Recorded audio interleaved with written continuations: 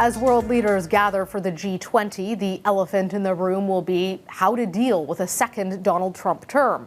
The Western leader with the most Trump experience is Justin Trudeau, and that relationship definitely had its challenges.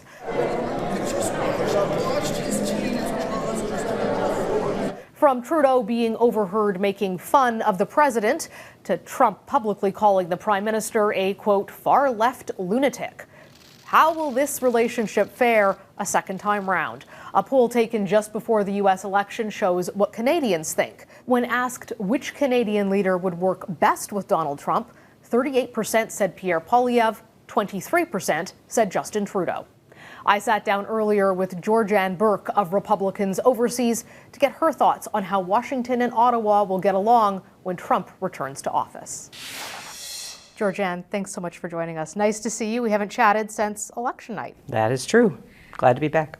On that night, we saw Donald Trump surging ahead. I'm not sure if anyone saw him taking the presidency in such numbers, as well as the House and the Senate.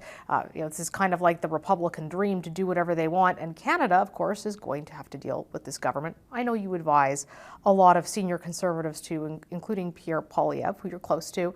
And I was curious about a tweet that we saw from Mike Waltz. He's not been shy about his views on Justin Trudeau. He called out our government leader, saying that he in fact reposted a tweet from Pierre Poilievre saying that this is the guy to send Justin Trudeau packing. Pierre Poilievre is.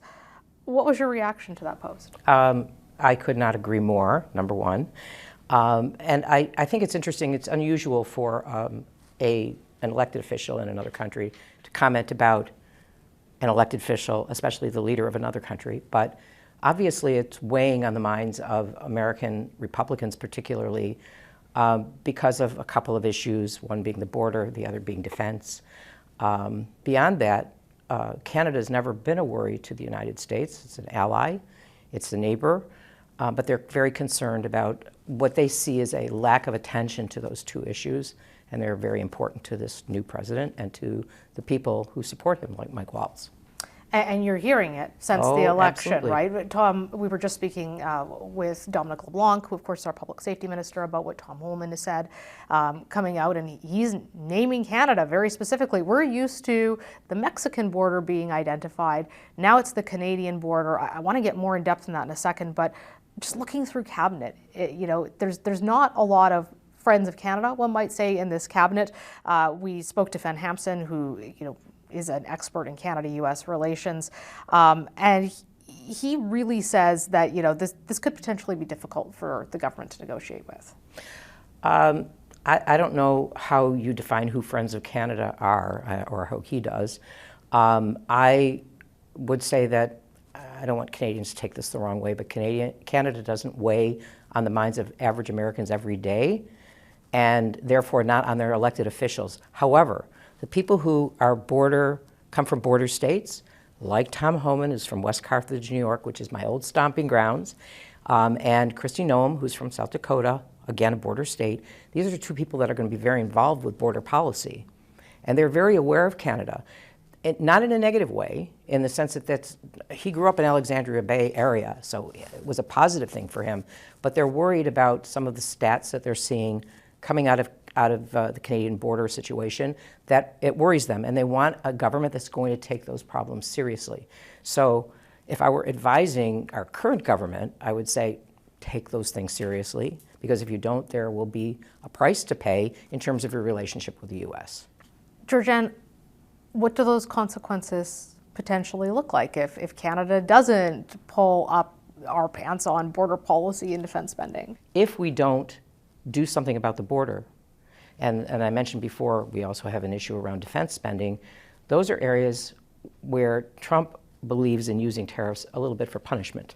So he would say, like, if you're not willing to do that, and it's going to cost us money to beef up our border on our side, against what we are concerned about on your side. And if we're going to have to carry the load for you in defense, it's going to cost you money to do this. But this is something that the Canadian government should think about as to how it would impact our trade relationship and the actual ability to trade goods with the U.S. when, in fact, all he's asking for the government to do is fulfill its responsibilities as a neighbor. You know a lot of senior Republicans. You're not just, I don't want to say just Republicans overseas, but you're very well connected in the U.S. I know you know Mike Waltz, you know others. What do you hear from them privately about Canada? So I would say this, everyone that I speak to in the party, and we've talked to everybody from the head of the Republican National Committee to congressmen, to senators, to whoever, they see Canada as an ally and a friend. But they are worried, particularly about this government, because they feel it's very lax. They compare it very in an unfavorable way to the existing government in the U.S. They say it's very similar. They're concerned about it.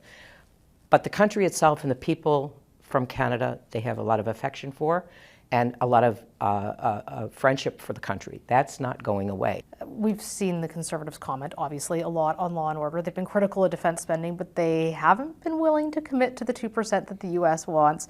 What advice do you give to the Conservatives if they are looking at potentially being the next government? So my advice is that they should be doing it. They should have been doing it before. I don't think it's a lot to ask. It was always a joke when I lived in the United States before I moved to Canada that Canada didn't have to have an army because the United States was right there. But living it out in sort of real time, to some degree, no offense to the military, but they've been kind of short-changed in terms of money and supplies and everything else that they need. That is the thing that kind of affects people's opinion of Canada, and it's something that conservatives should take seriously. We support the military.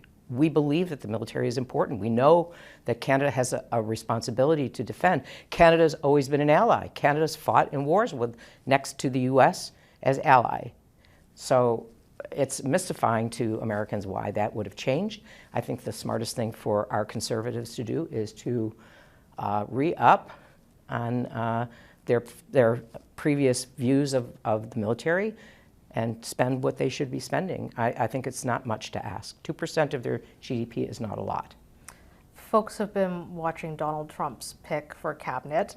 And a few of those have been more than just a little controversial, whether it's Matt Gaetz or RFK Jr., concerns about closeness to Russia, concerns about criminal investigations in some cases. What has the reaction been inside the party, and what do you think Trump's strategy is here with some of these picks that have shocked even senior Republicans? So, first of all, I will say this on behalf of Tulsi Gabbard. If one more person calls her a Russian asset, in my presence, I'm going to punch their face, because that is the worst. It's so awful to say something like that about this woman. She served in the military. She is a patriot. They don't like her because she switched parties. This is the behavior that you see all the time. Elon Musk was good until he supported Trump. Now he's bad. We see this all the time. I think that the people he's chosen strategically for a reason. One, they have the kind of experience that he wants, and it's sometimes not the experience that they would expect to see. Matt Gaetz is a whole other interesting one. I actually have to admit that I laughed out loud when I heard he was nominated. And the reason I laughed was because I knew that if there was a way to set someone's hair on fire in the Department of Justice, that would have been it. Because he really hates what's going on there, and he will turn the place upside down. Now, the question is, will he get confirmed? I don't know. Well, Georganne, thank you so much for joining us with your insights into the developments in the U.S. around the Trump administration. My pleasure.